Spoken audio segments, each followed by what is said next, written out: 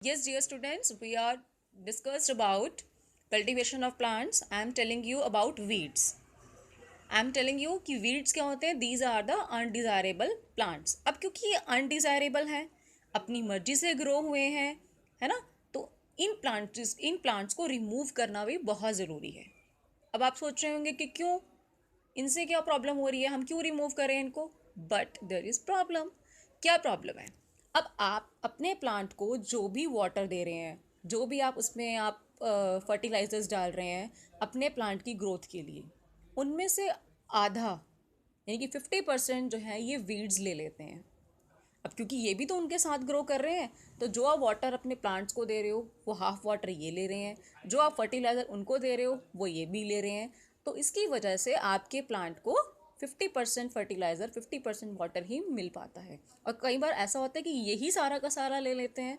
तो that's why it is very important कि हमें इनको क्या करना चाहिए, रिमूव कर देना चाहिए.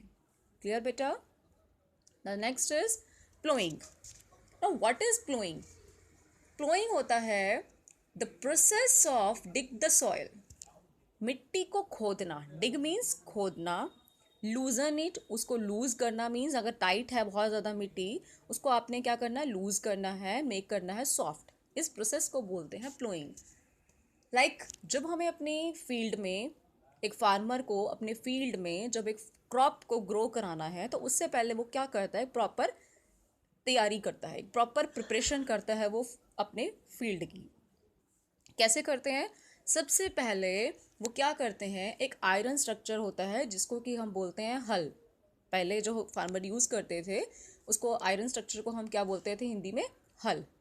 लेकिन आजकल वो हम किसकी मदद से करते हैं, ट्रैक्टर्स की मदद से, with the help of tractors. जो फार्मर्स हैं वो क्या करते हैं, सबसे पहले वो एक ट्रैक्टर को या आयरन स्ट्रक्चर को, जिसको कि मैं हल बोल रही हूँ, अपने पूरे फील्ड में उसको चलाते हैं. जिससे क्या होगा कि आपकी मिट्टी जो बहुत ज़्यादा टाइट हो गई थी वो क्या हो जाती है, सारी की सारी लूजन हो जाती है.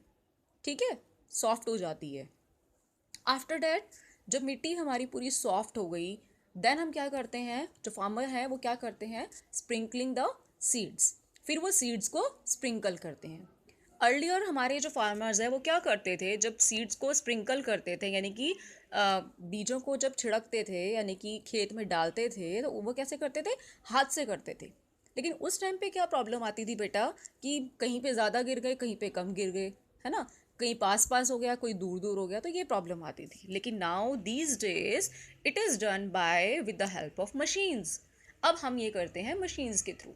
इससे क्या होता है, सीड्स जो है एक प्रॉपर डिस्टेंस पे, प्रॉपर गैप में जाते हैं, तो प्लांट्स को भी प्रॉपर स्पेस मिलता है ग्रो करने के लिए. अब सीड ग्रो कर दिया, आफ्टर डेट हम क्या करते हैं, फील्ड में पानी देंगे प्रॉपर. फिर हम फर्टिलाइजर्स डालेंगे and after a few days फिर उसमें से स्मॉल प्लांट्स जो है वो आपके ग्रो होना स्टार्ट हो जाते हैं. ओके, तो this is all about your ploughing.